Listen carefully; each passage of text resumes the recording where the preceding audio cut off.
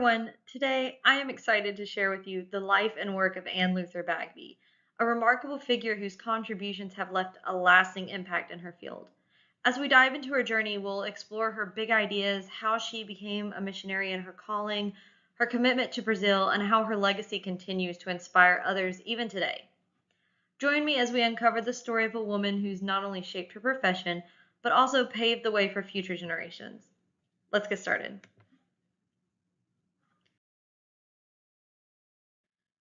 So Anne Luther Bagby was born in the mid 19th century. She began her life in rural America, and she moved to Texas from Kentucky with her parents, who were involved with what was then Baylor Female College, but is now referred to as the University of Mary Hardin Baylor.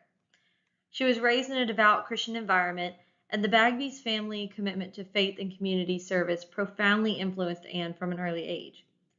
At the age of 11 or 12, she was baptized in the Mississippi River, marking a significant spiritual milestone in her life. Her father, John Luther, later became the president of Baylor Female College. And at 19, Anne felt a calling to become a missionary, although some accounts suggest that this calling might have emerged as early as 12, right after she was baptized.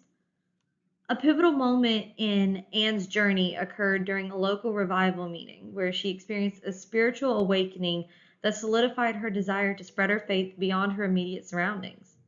This epiphany was not just a fleeting moment, it set the course for her lifelong dedication to missionary work. Anne graduated from the University of Mary Hardin Baylor in 1879 and ended up becoming a teacher.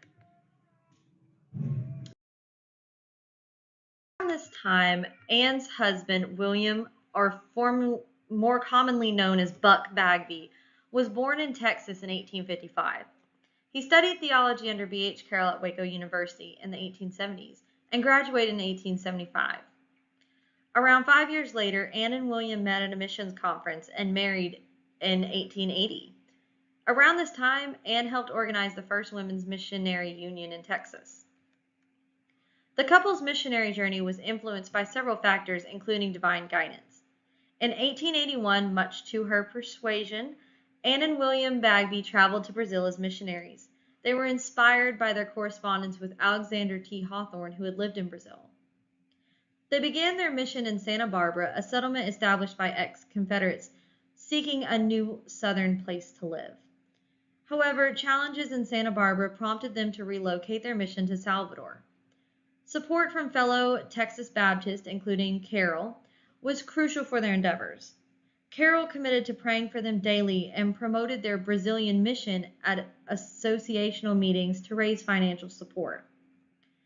The Bagbys arrived in Rio de Janeiro in 1881, followed by fellow missionaries. Zachary and Kate Taylor were these missionaries, and they came in about 1882. Together, they founded the First Baptist Church in Brazil in Salvador on October 15, 1882. Initially consisting of just 5 members, including the missionaries, and 1 converted local priest, the church marked the beginning of a significant missionary work in the region. Anne and Kate Taylor aspired to create Bible classes and other programs, but they bided their time before implementing these plans. 2 years later, they ended up establishing another church in Rio. During their time in Salvador, both Anne and William were arrested during a baptism ceremony. Anne insisted on sharing her husband's imprisonment and was incarcerated alongside of them, but they were eventually released.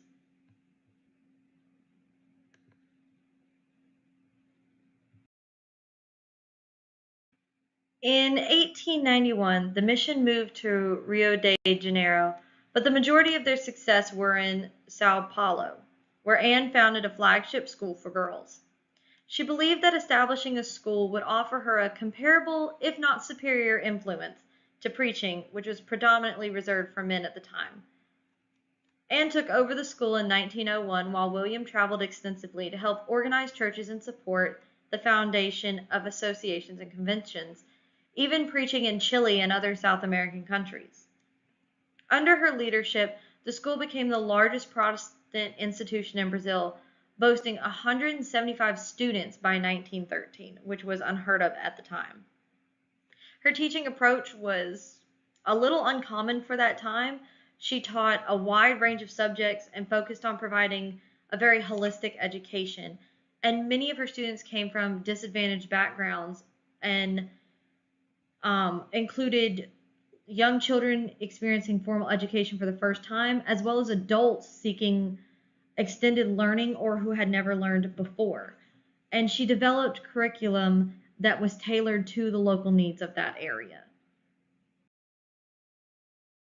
In 1919, Anne traveled to Houston to attend the annual session for the Women's Missionary Union. In the late 1930s, L.R. Scarborough, who was Carroll's successor as president of Southwestern Seminary, toured South America and published his experience in a book called A Blaze of Evangelism Across Ecuador. This book came out in 1937. He dedicated the book to all missionaries in South America and particularly recognized the Bagbys as foundational figures in the region. He is quoted as saying in his book, "Everywhere in Brazil we saw deep Bagby tracks." He reflected on the churches, schools, and leaders they had cultivated in the area. He also remembered witnessing himself the joy radiating from William as he guided a young woman towards faith in Christ. So their impact was resoundingly seen, not only in the time in which they were missionaries, but also in the following times. William Bagby passed away from pneumonia in 1939, and Anne died in Brazil on December 22, 1942, soon after her husband. Two books chronologically ordering their lives and missionary efforts have been published. The Annes of Brazil by Helen Ann in 1954, and a more recent account by Daniel B. Lancaster in 1998. In the realm of pioneer mission work, Buck and Anne Bagby are to Brazil what Lottie Moon is to China. As the first Baptist missionaries in Brazil, their efforts laid the groundwork for millions of Brazilians to come to know the Lord over the following decades. A report to the Foreign Mission Board after Anne's death highlighted their enduring legacy. They are quoted as saying, "The testimony of those two faithful believers has multiplied into 70,000 witnesses.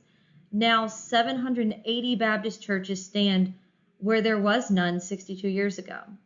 Instead of one missionary couple, there are now 102 missionaries, and from one Baptist minister, the number has grown to 383.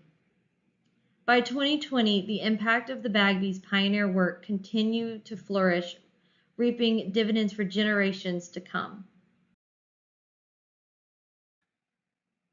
As we wrap up our exploration of Anne Luther Bagby, I invite you to reflect on a few key questions listed below.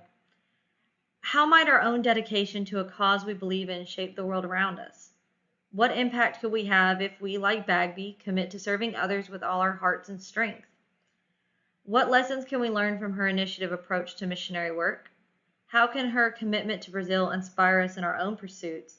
And in what ways can we honor her legacy as we navigate our own professional journeys? Her example challenges us to think deeply about our own contributions and the ways we can make a difference. I want to thank you again for your attention and listening to this. I hope you feel inspired by Anne Luther Bagby's story and that it sparks further discussion about her impact and the potential for each of us to make difference in our own mission fields. Until next time, bye.